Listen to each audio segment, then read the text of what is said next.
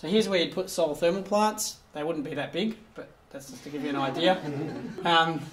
We put them up near Mildura, outside of Whyalla, near Perth. We can put them up in Moree. Moree's a great location. It's between the Queensland and New South Wales electricity grids, so you can dispatch power both ways from there. And they're the two major demand centres of Australia's power.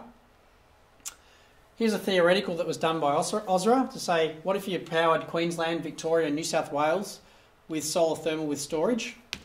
So they said, okay, in summer you'd actually discard some of the solar, so you'd oversize your mirror field a bit, and so that would get blown away as steam. That's what a coal plant does every night. It blows steam because they haven't got any use for power. So that's what baseload power is. Baseload power is about delivering power in the middle of the night when you don't need it. So the solar answer to that is in summer you have a bit too much energy, which is quite funny because at the moment what's costing a lot to satisfy our electricity demand is provisioning summer power. And if we go for a solar thermal with storage system, we actually end up having a bit of a winter deficit instead of a summer one, so it really turns things upside down. So initially what it does is it brings the cost of energy down as we're ramping up the solar arrays to power us. So here we've got a period of about 2 months where we have a bit of a deficit. This is where we're supplying 91% of our annual energy from solar thermal. 10% is discarded, so that's that summer excess.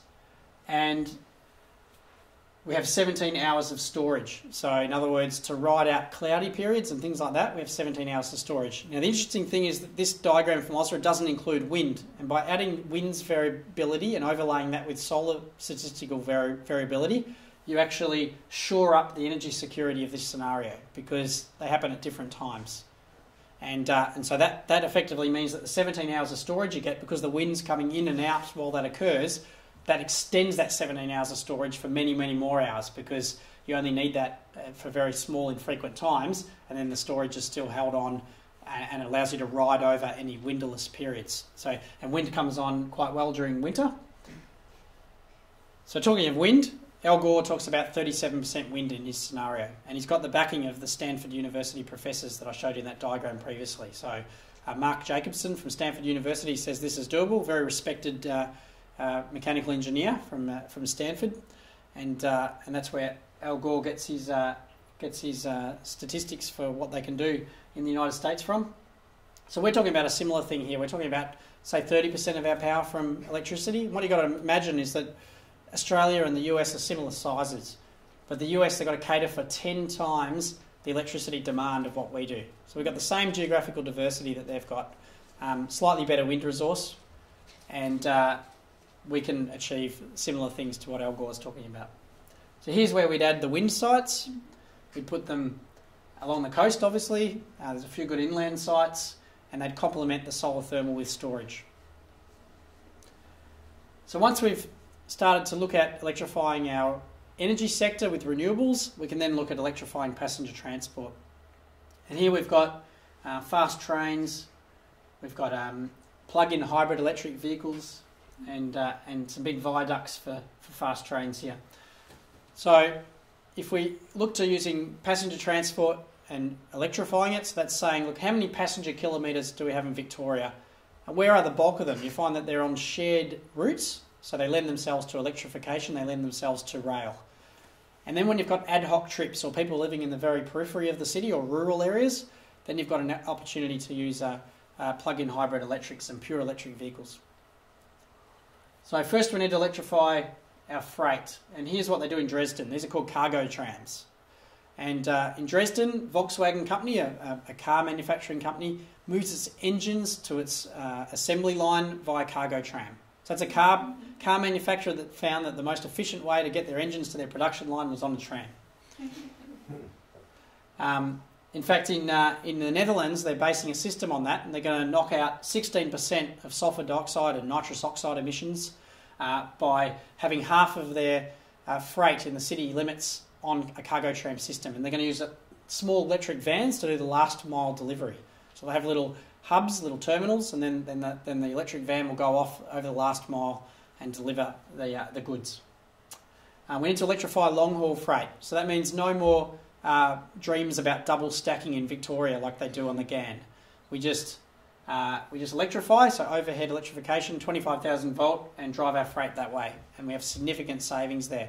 The Melbourne to Sydney corridor, not much rail utilisation compared to Adelaide, where about 80% of our freight is by rail. And we can change those overnight really quickly, and then we can electrify those routes.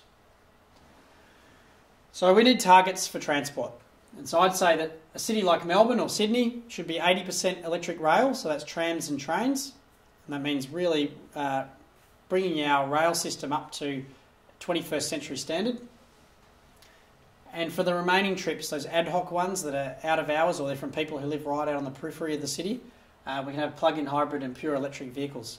We should think of this in terms of passenger kilometres. So many people still might have a car, but it's very convenient then to start leaving it at home because we know that trams and trains arrive every 4 minutes. We don't have to worry about schedules or timetables. If we need to change service, we turn up, and within 2 to 4 minutes the train arrives. We get on the next train and we move along. And it's more convenient to have someone else drive for you, or you check your notes, read your book, or use your computer. And in fact, in Europe, the big thing is that there's internet available on all the trams and trains, and people actually want to go on there so they can continue doing their daily work and answer their emails. So to give you an idea of the sort of efficiency we have in transport, look at here at this Nissan Patrol. It's a similar story with the common Ford Falcon. It does 17 litres per 100k. Usually it's carrying about one person, and it's often delaying that tram, and that tram at peak hour could have 190 people on it. But the gross energy to drive that tram is less than the Nissan Patrol with the 190 people. So in that one instance, it's 190 to 1 is the ratio. But you've also got to look at the average loading of trams and trains. So then you could be looking at something like 60 people on the tram on average, if you've got a system where we're seriously using trams and trains. And therefore your ratio would be 60 to 1 or 50 to 1, something like that. And here's a bit more about efficiency. On the left, we've got your common Ford Falcon Holden Commodore. And if it's doing Victoria's average kilometres, it'll be travelling 16,500 kilometres per annum. And to travel 16,500 kilometres, you need 12 barrels of oil. So imagine a big barrel, a big 44-gallon drum full of oil. You need, or 158 litres, you need 12 of those. So imagine the life of the car, 10 to 20 years, there'd be 120 barrels of these lined up on your front lawn or on your front yard. It wouldn't be very sightly. So that's what it takes to power one of those vehicles in a year, 12 barrels of oil. On the right, we've got a stock standard 2008 Toyota Prius.